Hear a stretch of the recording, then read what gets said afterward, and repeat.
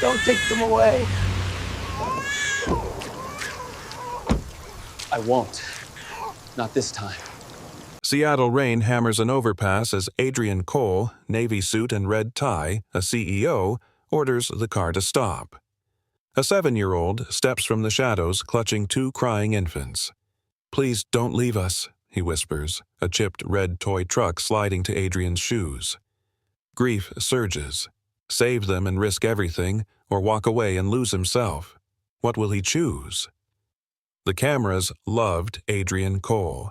Navy suit, red tie, calm smile. He stood behind a podium and promised faster charging on every interstate, cleaner air for kids walking to school. Reporters pressed in. He answered each one with a steady warmth, his deep blue eyes never flinching. When the last flash faded, he stepped into the corridor, the applause replaced by a hush that felt like a church after the congregation leaves. Rain braided down the windows. Seattle in October had a way of turning every light into a reflection. His driver opened the door. "Back to the penthouse, sir." Adrian glanced toward the hospital across the avenue, the one he and Elena had walked into 2 years ago with hope and left with silence. "Not yet," he said. "Take the long way, down past the port." The rolls moved through slick streets, wipers ticking. Freight cranes loomed like patient skeleton. He loosened his tie and felt the throb in his temples fade just enough for memory to rise. Elena's hand in his, small and shaking. The nurse's soft voice saying, "I'm sorry." The room with its too white light. How he had begged the doctor to make a miracle and how the doctor had stared at his shoes. "Good day at the podium," his driver said gently. "Good enough," Adrian answered. He watched people hurry under umbrellas, heads down, fighting wind and time. He wondered if any of them knew how carefully he touched every decision, how much of his life had become a promise to a child who never breathed. The car stopped at a red light by the hospital.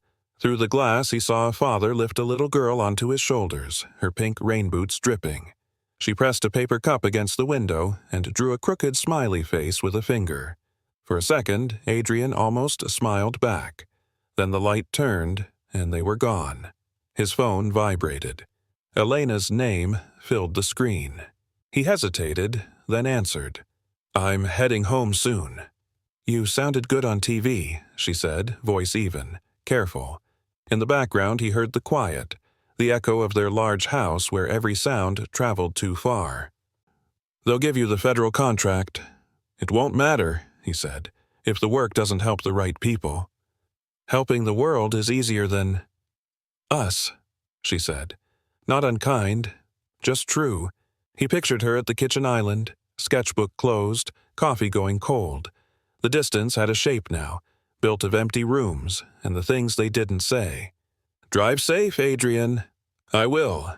He wanted to tell her he had stepped to the podium thinking of her, that every promise he made was an apology spoken out loud. Instead, he said, "I'll be home before 10.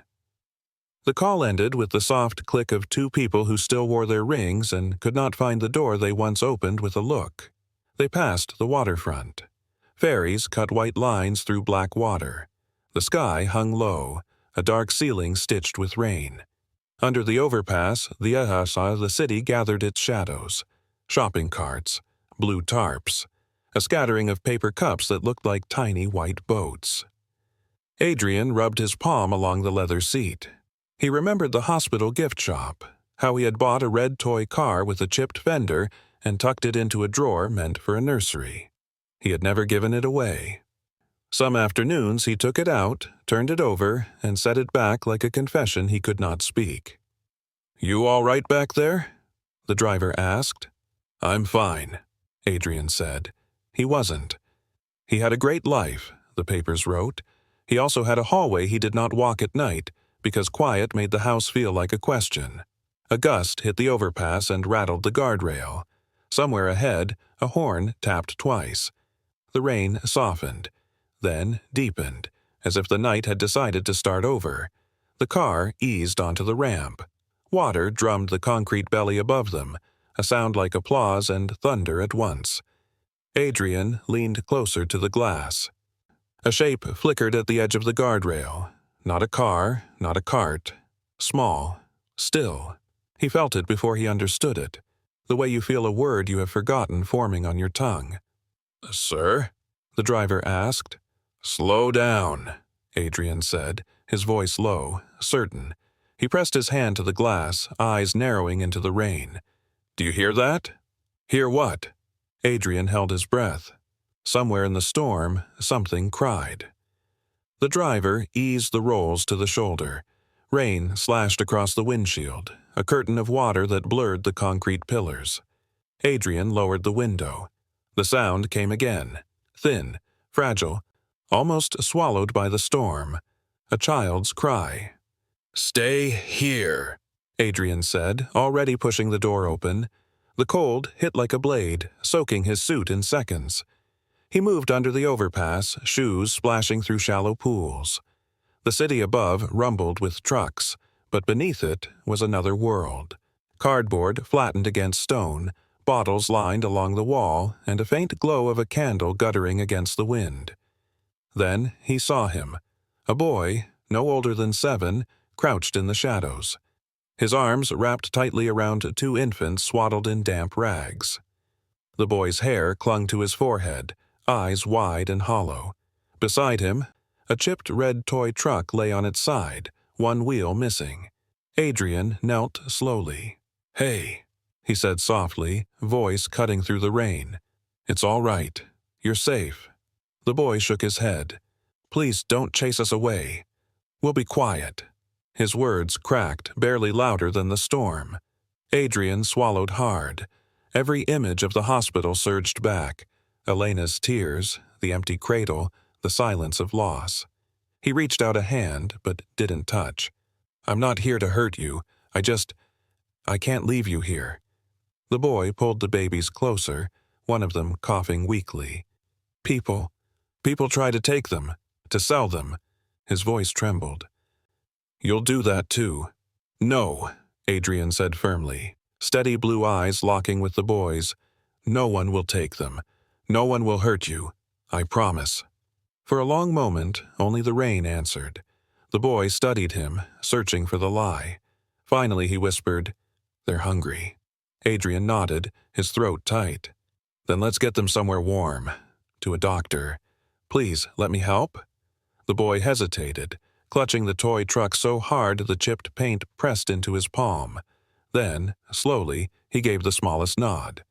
Adrian lifted his coat, wrapping it around the children. Careful, gentle. "Ho." One of the infants whimpered and pressed a tiny hand against his shirt. The weight was lighter than he imagined, yet it crushed him with memory. The boy shuffled beside him, never letting go of the truck. "Don't leave us," he whispered. Adrian looked down at him, rain dripping from his hair, and added, "I won't." They reached the rolls. The driver's eyes widened. "Sir?" "Hospital," Adrian ordered, sliding into the back seat with the children bundled against him. "Now." As the car pulled into traffic, Adrian felt the boy's eyes on him, watching, measuring, waiting to see if the promise would hold. The toy truck slipped from the boy's hand and landed by Adrian's polished shoe. He picked it up carefully, the chipped paint catching the dim streetlight. For the first time in years, he felt something stir in the hollow space inside him. Not just grief, but the fragile outline of hope. The boy leaned closer, voice almost a breath. "Don't sell them." Adrian held the truck in his palm, looked into the boy's trembling eyes and said with quiet conviction, "No, I'll protect them. All of you." Outside, Seattle's skyline flickered through the rain, but inside the car, a new story had begun. The hospital lights were too bright, too clean. Adrian carried the twins in his arms while the boy walked close, gripping his sleeve with one hand, the toy truck with the other. Nurses rushed forward, startled by the sight, an immaculate CEO in a drenched navy suit, a trembling child at his side, and 2 fragile babies bundled in his coat. "Get a pediatric team now," Adrian said, his voice low but commanding. The authority that usually bent boardrooms to his will now bent the hospital corridor. The boy clung tighter, panic flashing across his face as the staff reached for the twins. "Don't take them away!" Adrian knelt instantly, meeting his eyes. "They need medicine." Noah. The boy blinked, startled that Adrian had guessed his name. "How? You whispered it to your sister," Adrian said gently. "I heard you." He placed a steady hand on the boy's shoulder. "I'll be right here. I promise." Doctors took the infants, wrapping them in warm blankets and whisking them down the hall. Noah's breath came fast, chest heaving. Adrian stayed beside him, eyes never leaving the twins until the door closed. "Are they going to be okay?" Noah's voice cracked. Adrian exhaled. "They will be now." Minutes blurred into hours. He sat with Noah in the waiting room, watching rain smear against the glass. The boy dozed, head leaning against Adrian's arm. For the first time in years, Adrian didn't feel restless in a hospital. He felt anchored, as if leaving would be the real betrayal. Finally, a doctor approached. "Mr. Cole, the twins are stable, malnourished, dehydrated, but they'll recover with care. Your son—" The doctor glanced at Noah. "He's not my—" Adrian stopped. The boy's eyes had opened, wide and searching. He finished softly. "He's under my care." The doctor nodded, choosing not to question it. "We'll need their names, birth records." "I'll handle it," Adrian said. His tone brooked no argument. Later that night, Adrian's driver pulled up to the Cole residence. The mansion glowed with a soft light against the rain. He carried Noah in one arm, the toy truck in the other. The twins slept in hospital bassinets the staff had lent them. When the front door opened, Elena stood there. Her eyes widened, then hardened. "Adrian," she said slowly, "what have you done?" "They had no one," he answered. His voice was quiet but unshaken. Her gaze flicked to the children, then back to him. "You bring strangers into this house at midnight? After everything we've—" Her voice caught, sharp with old pain. "I can't do this again." Noah stepped forward, holding the truck like a shield. "We'll be quiet, ma'am. Please don't send us back." The words landed heavy, echoing through the hall. Elena's lips parted, but she said nothing. Her eyes shimmered, then steeled again. "Adrian, I can't." Adrian set down the truck, knelt, and placed a hand on Noah's back. "I couldn't leave them in the rain," he said softly, looking up at her. "Not this time." The silence stretched. The storm outside rattled the windows. Inside, 3 fragile lives stood on the edge of belonging. By dawn, the storm had passed, but tension inside the Cole mansion clung thicker than the mist outside. Adrian barely slept. He sat in the study with his tie loosened, watching Noah and the twins breathe quietly on the couch beneath borrowed blankets. The chipped red truck rested on the coffee table, its worn edges catching the light. Elena entered, arms folded tight across her chest. She looked at the children, then at him. "They can't stay here, Adrian. You know that." "They're not stray pets, Elena," he said, voice steady but weary. "They're children, abandoned, sick, and we're not their parents." Her tone trembled at the edges. "We couldn't even—" She broke off, her voice strangled by memory. Adrian's jaw tightened. "I know what we lost. I live with it every day, but leaving them out there, how could I?" Before Elena could answer, Adrian's phone buzzed sharply. He glanced at the screen. A news alert. His stomach dropped. The headline blared, "Adrian Cole's Hidden Children?" The article showed a blurry video clip of Noah slipping a can of baby formula into his coat pocket. Grainy, shaky, clearly from a supermarket camera, but the framing made it look like theft.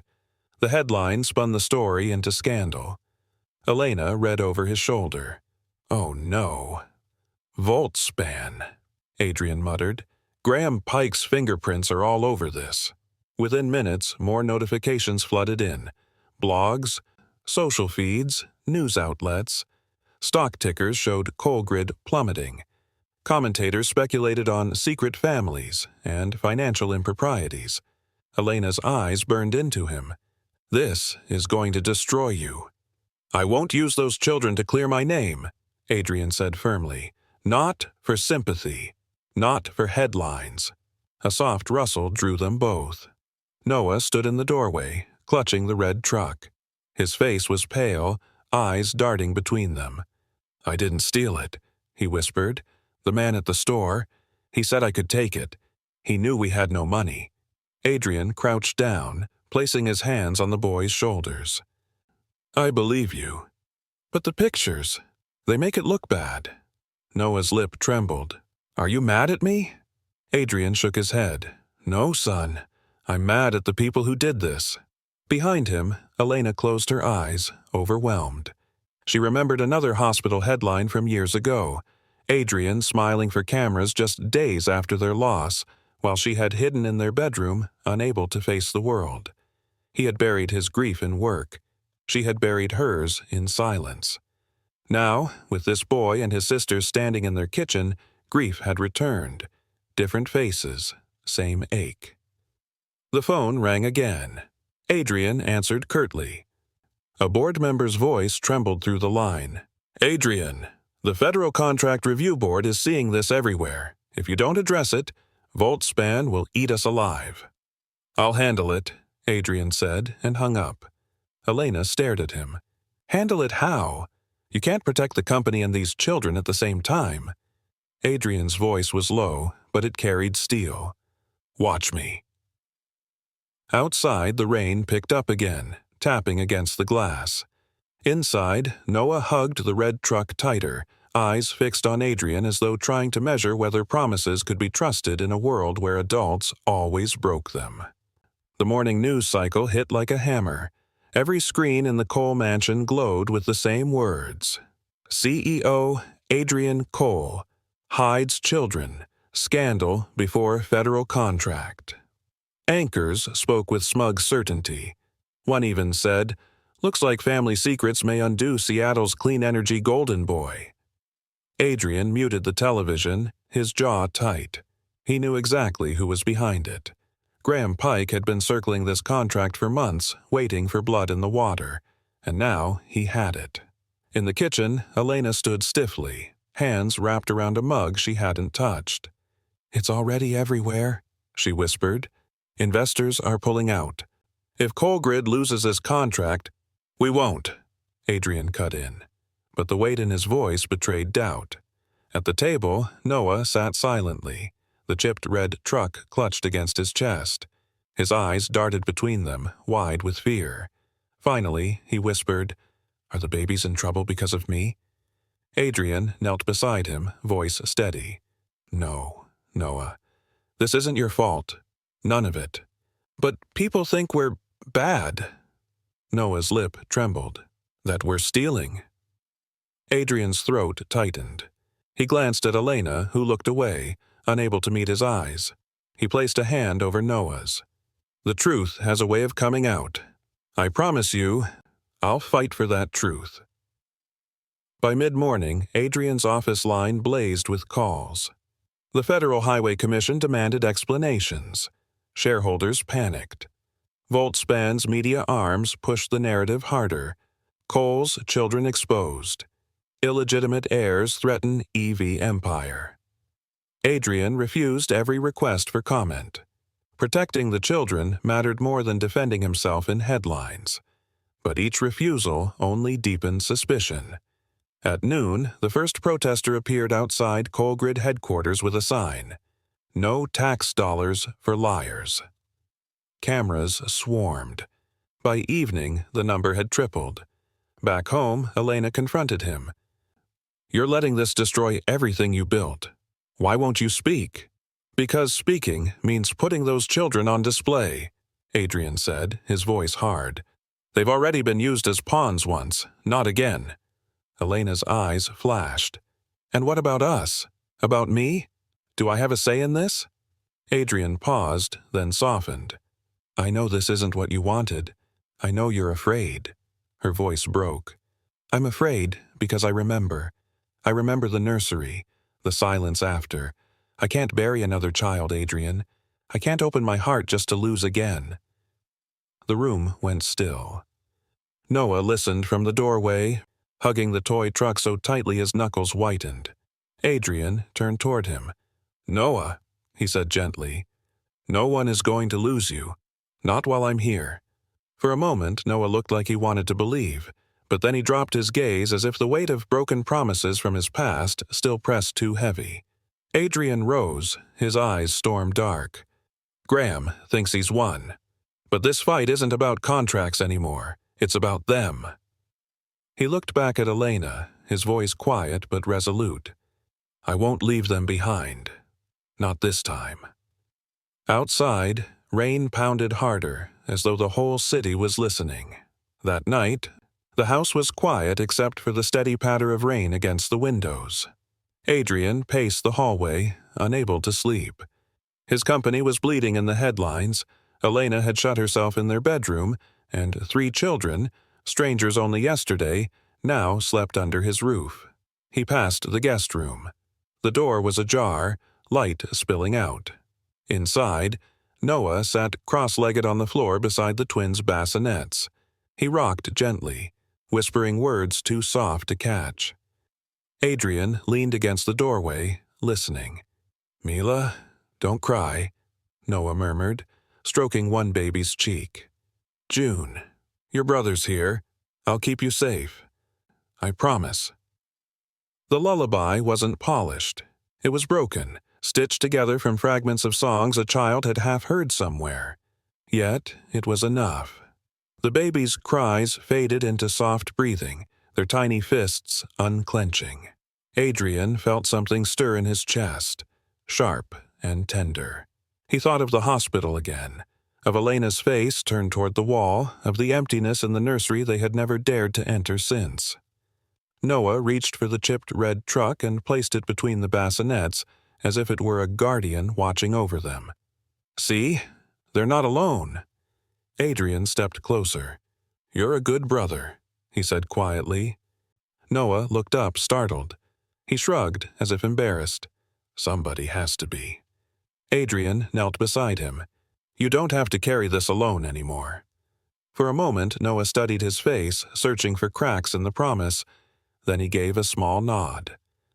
Later, Adrian returned to the kitchen. He found Elena there, standing at the stove, stirring porridge. She hadn't done that in months. She placed a small bowl on the table without a word. When Noah patted in, hair mussed, truck in hand, he froze at the sight of food. He glanced up, uncertain.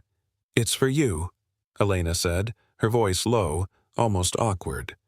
Noah lowered his eyes. "Thank you, ma'am." The words were soft, almost reverent. He ate slowly, careful not to spill. Elena watched, arms folded, torn between distance and something she couldn't quite name. Adrian leaned in the doorway, heart caught in his throat. It wasn't forgiveness, it wasn't acceptance, but it was a beginning. Outside, the rain softened. Inside, for the first time since the scandal broke, there was a fragile thread of warmth. The fragile thread of warmth didn't last long. By mid-morning, the sound of tires crunching up the long driveway shattered the quiet. A white government sedan stopped at the front steps. 2 uniformed officers stepped out, followed by a woman in a dark coat carrying a clipboard. Elena appeared at the top of the staircase, her face pale. Adrian set his coffee down, jaw tight. "Stay with the children," he told her. The doorbell rang. He opened it to find Diane Hart, social worker, eyes sharp behind thin glasses. "Mr. Cole," she said briskly, flashing her badge, "we've received reports about minors in your custody. We'll need to take them." Behind her, the officers shifted uncomfortably, and then a man stepped forward. Greasy hair, crooked grin, eyes that made Adrian's blood run cold. Leroy Briggs. "I'm their stepfather," Leroy announced. "Been looking everywhere for my kids." From the hall came the patter of small feet. "No!" Noah cried, clutching the toy truck, tears springing to his eyes. "Don't let him! He hits us!" Diane barely flinched. "Mr. Briggs has legal guardianship," she said crisply, handing Adrian a stack of papers. "You have no right to keep them here." Adrian scanned the documents. Stamped, signed, official. Yet something in the ink looked too fresh, the signatures too perfect. "Convenient timing," Adrian murmured. Diane stiffened. "The state acts in the best interest of the child." Noah pressed himself against Adrian's side, shaking. "Please, don't make us go back. He'll hurt the girls." Adrian crouched, looking into Noah's terrified eyes. "I won't let anyone take you," he said firmly. Then he rose, meeting Diane's gaze. "These papers are forged. You know it. I'll see you in court before I hand them over." Leroy sneered. "Big talk for a suit. Kids belong to me." Adrian stepped closer, his height and quiet power forcing Leroy back a pace. "They belong to no one but themselves. And I'll fight you with every breath." The standoff hung thick in the air. Diane snapped her folder shut. "Fine, we'll resolve this legally. But know this, Mr.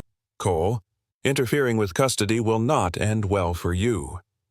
The officers escorted her and Leroy away, though not without a smirk from Leroy that promised this wasn't over. When the door closed, Adrian exhaled slowly. He turned to Elena, who had been gripping the banister so tightly her knuckles were white. "They're not just after me," Adrian said quietly. "They're after them." Elena's eyes moved to Noah, who stood trembling, clutching the chipped truck as though it were a shield. Something in her gaze softened, but her voice was still heavy. "Adrian, what are you going to do?" He answered without hesitation. "Prove the truth. Expose every lie, and protect these children no matter what it costs me." Outside, the rain began again, steady and relentless, as if Seattle itself knew the battle was only beginning. Adrian didn't waste time. That same evening, he sat in his study with files spread across the oak desk, the storm drumming against the windows. He had called in someone he trusted, Tara Nguyen, a digital forensics expert who had saved Colgrid from a cyber attack 2 years earlier. Tara leaned over her laptop, fingers flying. "I pulled the original supermarket footage," she said, eyes narrowing at the screen. "See this shadow here? Frame ghosting. That means splicing. Someone doctored the video to make it look like Noah was stealing." Adrian's jaw tightened. "Graham Pike," he muttered. "And not just the video," Tara continued, tapping a series of files. "The custody papers, too. Signature metadata is inconsistent. Whoever forged these documents had access to official seals, but the timestamps don't align with the system logs." Elena stood by the doorway, arms crossed. "So, this whole nightmare, it's deliberate." Adrian looked up at her. "Of course it is. Graham orchestrated everything. And Leroy, he's their hammer." Tara shifted the laptop toward Adrian. "One more thing. That toy truck Noah carries, it's rare, limited run, sold only in a handful of shops near Pike's corporate offices. Look." She brought up a photo of the exact model. Chipped red paint, unique mold marks. Adrian frowned, picking up the toy from the desk. The chipped corner felt heavier now, loaded with meaning. Later, Adrian and Tara drove out to Leroy's neighborhood. They parked across the street, headlights off. Leroy's porch sagged under the weight of clutter. A broken step gleamed faintly in the rain. Adrian's breath caught. On the wood was a smear of red paint, cracked and chipped, nearly identical to Noah's toy truck. Tara snapped photos, her camera flashing silently. "That's transfer evidence," she whispered. "The truck hit the porch, exactly where Noah said Leroy shoved him out." Adrian closed his fist around the toy. It wasn't just a child's keepsake anymore. It was proof. When they returned home, Noah was awake, sitting cross-legged on the couch with the twins beside him. His eyes flicked to the truck in Adrian's hand. "You found something, didn't you?" he asked, voice hopeful but cautious. Adrian crouched in front of him. "We found the truth, Noah, and soon everyone else will see it too." Noah clutched his sisters tighter, a flicker of relief passing across his face. "So, we don't have to go back?" Adrian's voice was steady, resolute. "Not now. Not ever." In the corner of the room, Elena watched quietly. Her eyes lingered on the chipped truck, on the boy's trembling smile, and on her husband's fierce determination. Something inside her, something locked away since the miscarriage, shifted. She whispered almost to herself, Maybe they were meant to find us. Adrian looked at her, but she turned quickly, hiding the tears that threatened to fall. Outside, the rain hammered the roof. Inside, the storm had started to break, revealing a path forward. Court. The courthouse smelled of polished wood and old tension. Cameras lined the steps outside, reporters shouting questions as Adrian carried Noah's hand firmly in his. Elena followed with the twins in their carriers, her face pale but steady. The chipped red truck peeked from Noah's pocket, its chipped paint catching the morning light. Inside, the hearing room buzzed with whispers. Graham Pike sat at the opposing table, his silk tie gleaming, a smirk tugging at his lips. Beside him, Diane Hart shuffled her papers with icy precision. Leroy Briggs lounged behind them, arms folded, eyes gloating. Adrian placed a reassuring hand on Noah's shoulder before taking his seat. The judge entered, calling the room to order. Graham's lawyer rose first.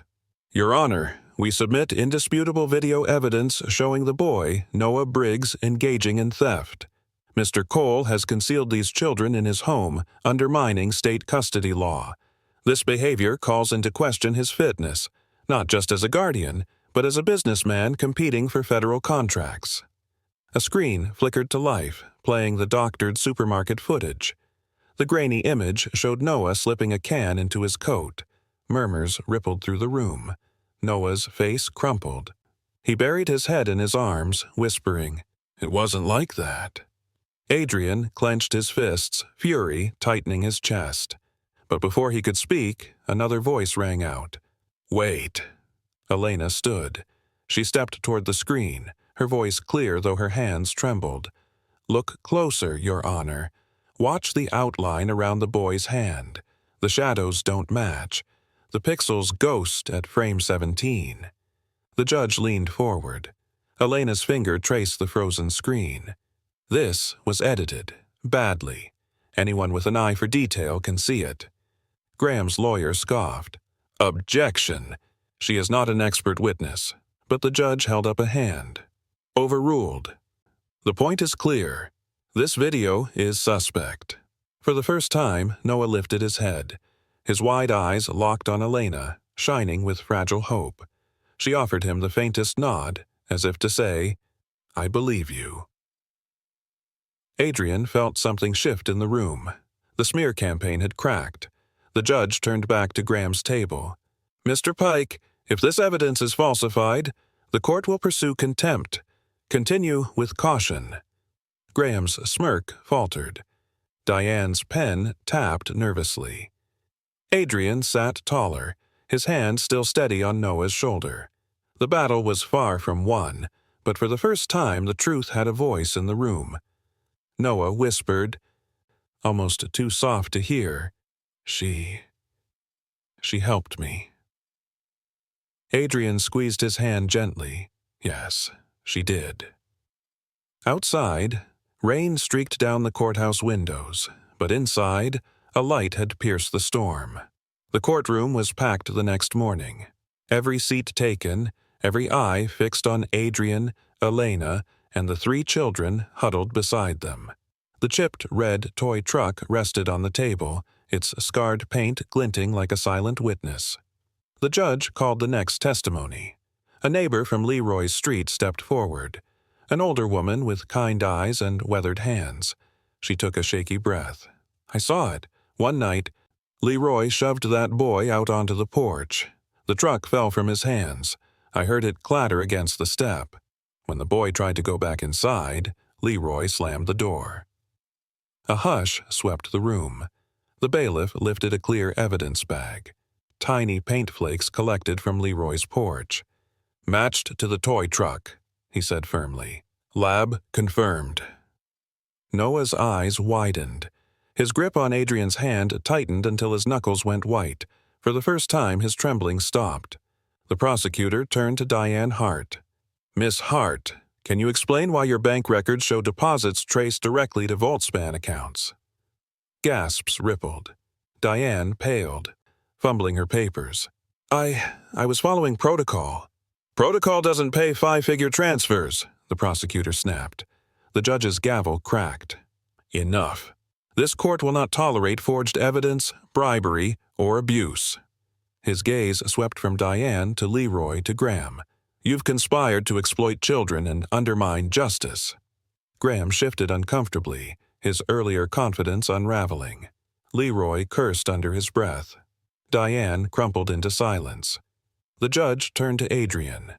Mr. Cole, this court recognizes your temporary guardianship until permanent custody is decided. These children are not to be removed from your care. Noah gasped softly. He leaned toward Adrian, whispering, We don't have to go back? Adrian knelt beside him, steady blue eyes meeting the boy's. No, son, you're safe now. Noah's lips trembled, then curled into the smallest smile. He clutched the toy truck to his chest and whispered, Thank you. Elena's eyes glistened as she watched. The wall she had built around her heart wavered. In that moment, the red truck wasn't just evidence. It was proof that promises could hold. Outside, the rain had slowed to a drizzle. Inside the courtroom, a storm had broken wide open, and the first light of justice had begun to shine. The courthouse lobby buzzed with reporters, cameras flashing as security escorted Graham Pike and Diane Hart away in handcuffs. Leroy Briggs shouted curses until an officer shoved him into a squad car. For once, their power was gone. Adrian ignored the chaos. He knelt in the hallway, steadying Noah, who trembled even as relief flickered across his face. The twins stirred in their carriers, whimpering softly. Noah tugged Adrian's sleeve. Do we really not have to go back? His voice cracked, fragile as glass. Adrian placed both hands on the boy's shoulders, lowering his gaze to meet those wide, searching eyes. No, Noah. You'll never go back to that house. Not while I'm here. The boy blinked, stunned by the certainty in Adrian's voice. Then, slowly, he whispered, You mean it?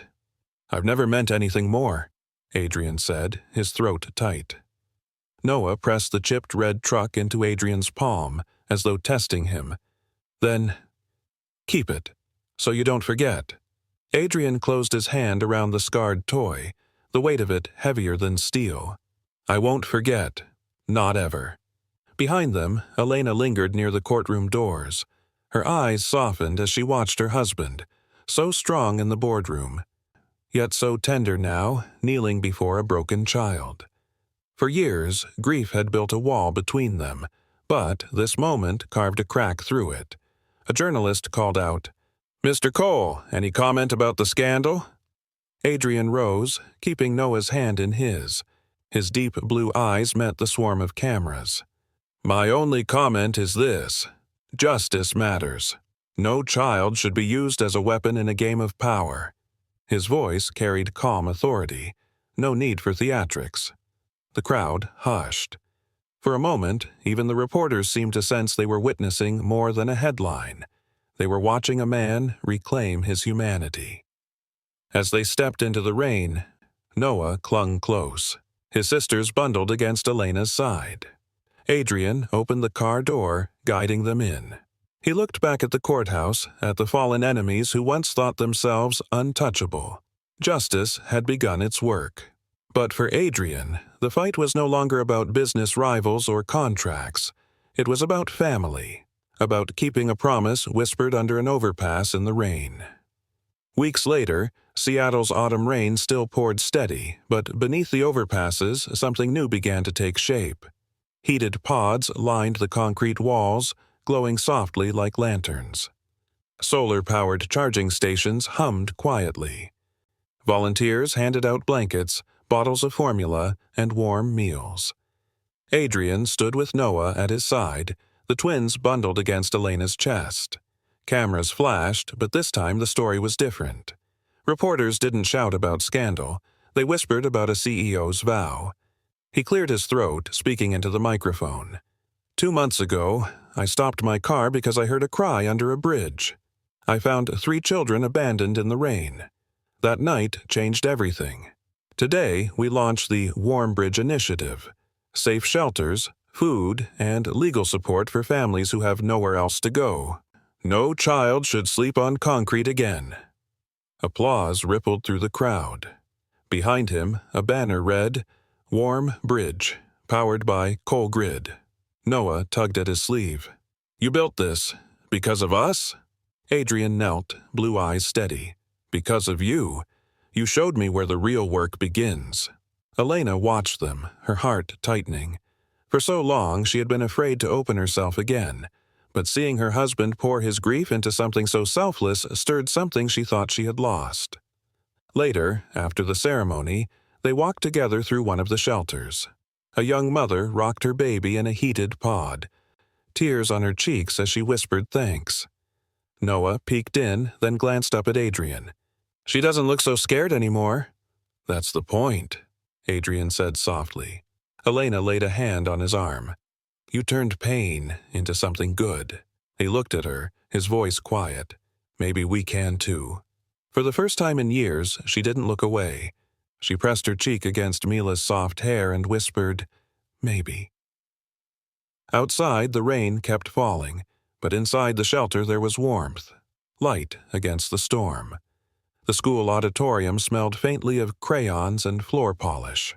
Rows of folding chairs filled with parents, teachers, and restless children. Adrian sat in the front row, navy suit pressed, red tie crisp, but his hands fidgeted with the chipped red truck in his pocket. On stage, the banner read, Essay Contest, My Dream Home. Elena leaned close, whispering, He's nervous. Adrian glanced at Noah, waiting in line with the other second graders, his small shoulders straight but his eyes darting toward them. So am I, Adrian admitted. When Noah's turn came, he shuffled to the microphone, the paper trembling in his hands. He cleared his throat. His voice wavered, then steadied. My dream home doesn't need cars or gold. It doesn't need big rooms or tall gates. A home just needs people who don't leave. A hush fell over the room. Teachers wiped their eyes. Parents leaned forward. Noah's gaze found Adrian and Elena in the front row. His small voice grew stronger. I used to sleep under a bridge. I thought we didn't have a home. But now, I know a home is when someone says, I won't leave you, and they mean it. Adrian felt his chest tighten. Tears burned his eyes. Noah lowered the paper, cheeks flushed. That's my dream, and I think I already found it. The audience erupted in applause. Noah's face lit up, brighter than the stage lights. He bounded down the steps straight into Adrian's arms. Adrian held him close, the boy's heart thudding against his chest. Thanks, Dad, Noah whispered, barely audible but clear enough to shatter every wall still standing inside Adrian. Elena pressed her hand to her mouth, tears slipping free. She reached out and smoothed Noah's hair, then took the paper he had read. She folded it carefully, as though it were made of glass. For the first time in years, the emptiness between them wasn't silence. It was filled with hope, with love, with the sound of a boy calling a man Dad. 1 year later, the 20th. Warm Bridge Station opened beneath a Seattle overpass. Maple trees lining the street shimmered with autumn gold, and the soft hum of solar panels blended with the distant murmur of city life. Adrian walked beside Elena, Noah skipping ahead with the twins holding hands. The chipped red toy truck, now freshly repainted, rolled across the pavement at Noah's feet. He laughed, the sound ringing clear against the concrete, and Adrian felt the warmth of a promise kept. Stopping the car that night, Adrian whispered to Elena, was the best decision of my life. Elena smiled softly, eyes following Noah as he bent down to inspect the truck. Because you didn't leave anyone behind, she replied. Adrian's gaze swept the station, heated pods glowing softly, families laughing, volunteers moving with purpose. Children carried blankets and bottles, parents offered thanks. and for the first time the overpass felt less like a place of sorrow and more like a beacon of hope. Noah turned, grinning, and waved the toy truck at Adrian. "Come on, let's see what's inside." Adrian knelt, catching the boy in a hug, then lifted the twins in each arm. "Ready to go explore, family?" Elena joined him, hands brushing against his as they moved forward. For a moment the rain paused and light broke through the clouds, casting a golden glow over the station. As they walked beneath the arches, Adrian realized that the journey had changed more than the children's lives. It had changed his own. Grief had become purpose, loss had become action, and love, unexpected, fierce, protective, had filled the spaces they thought would always be empty. The city moved around them, unaware of the small miracles beneath the bridge. But Adrian didn't care. For the first time in years, the future felt whole. Noah rolled the toy truck along the pavement, laughing. Adrian's hand brushed against Elena's as they followed, a quiet promise passing between them. No one would ever be left behind again. The rain returned, light and steady, washing the city in silver. But beneath the overpass, under the glow of the warm bridge lights, a family walked forward together, stronger than ever, stepping beyond the storm. The end.